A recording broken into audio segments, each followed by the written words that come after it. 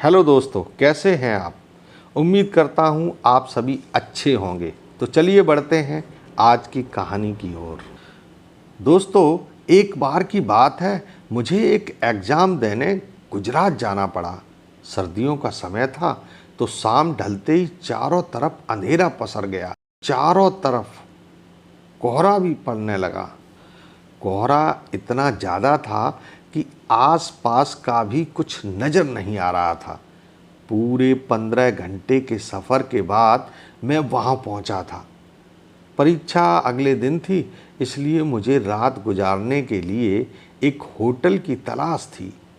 रात हो रही थी, पर अब तक मेरे बजट का मुझे कोई सस्ता होटल नहीं मिला था। काफ़ी ढूंढने के बाद मुझे एक होटल मिला, जिसमें मैंने एक कमरा बुक करवाया।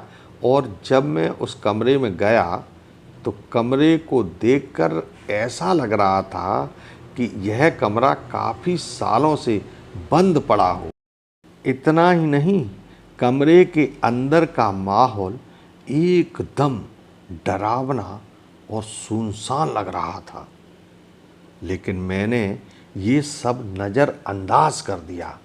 होटल से खाना मंगवाया और खा पीकर सोने चला गया। जब मैं सो रहा था तो लगभग रात के 1 बजे किसी की पायल के घुंघरुओं की आवाज़ से मेरी आँख खुली।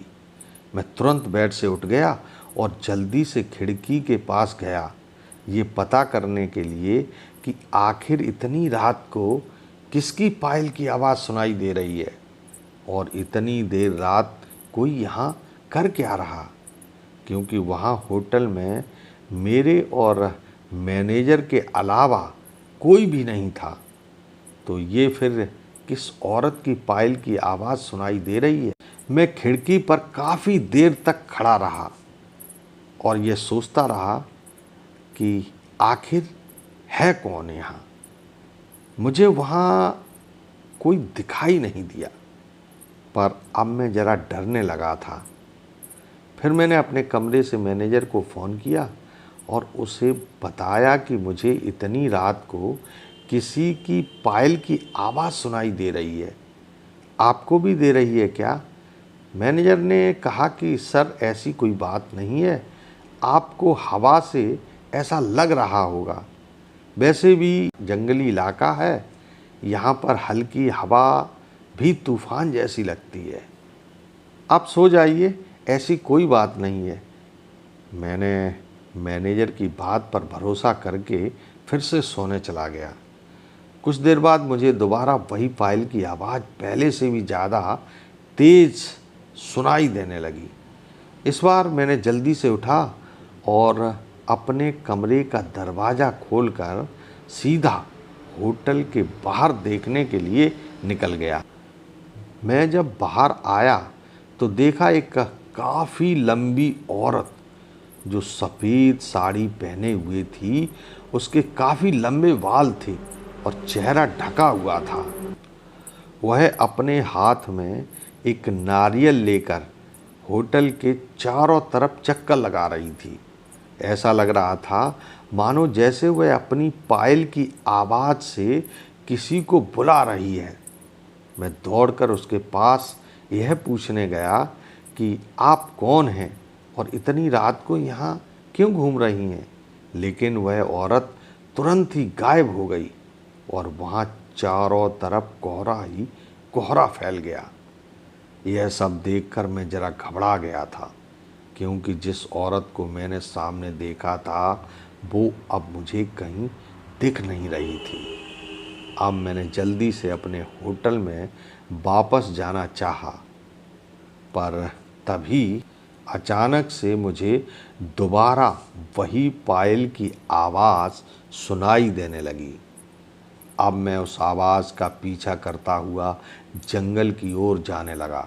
चलते चलते मैं अपने होटल से इतनी दूर निकल आया, यह मुझे पता ही नहीं चला।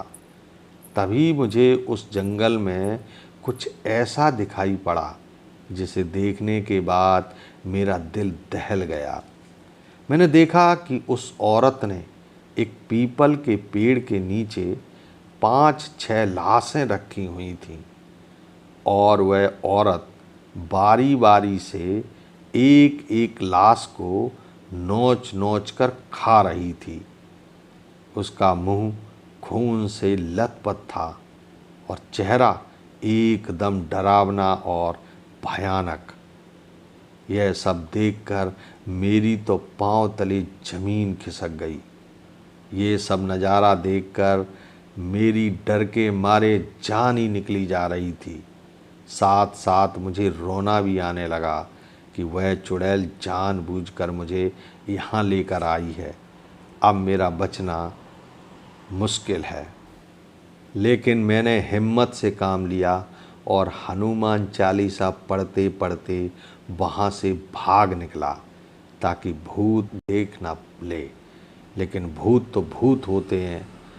मैंने जैसे ही वहाँ से भागने की कोशिश की तो वो चुड़ैल अचानक मेरे सामने आ गई और मुझे इशारों से अपने अड्डे पर ले जाने लगी जहाँ पर उसने लाशें रखी हुई थीं। मैं हनुमान जी का जाप करके इतनी तेज़ी से वहाँ से भागा कि मानो जैसे मेरे अंदर कोई अनजानी शक्ति आ गई हो। मैं भागते भागते सीधा अपने होटल आ गया।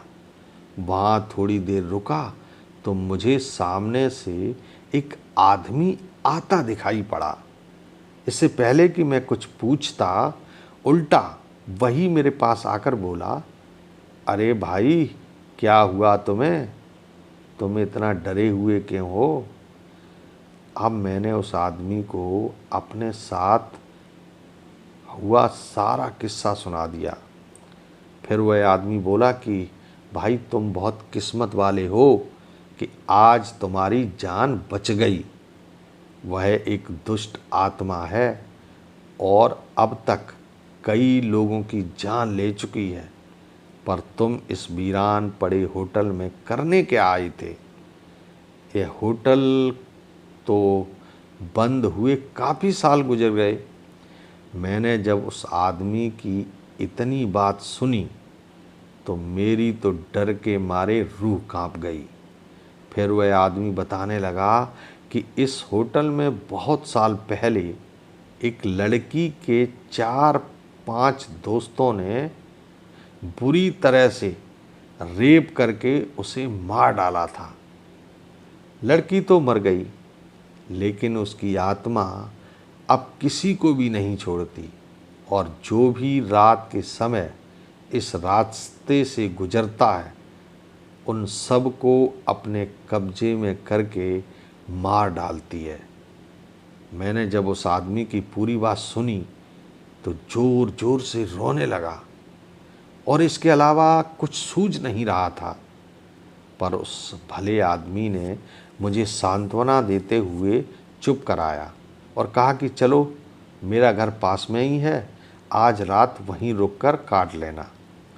डरो मत, अब मैं तुम्हारे साथ हूँ। मैं उस आदमी को धन्यवाद करते हुए उसके साथ चला गया।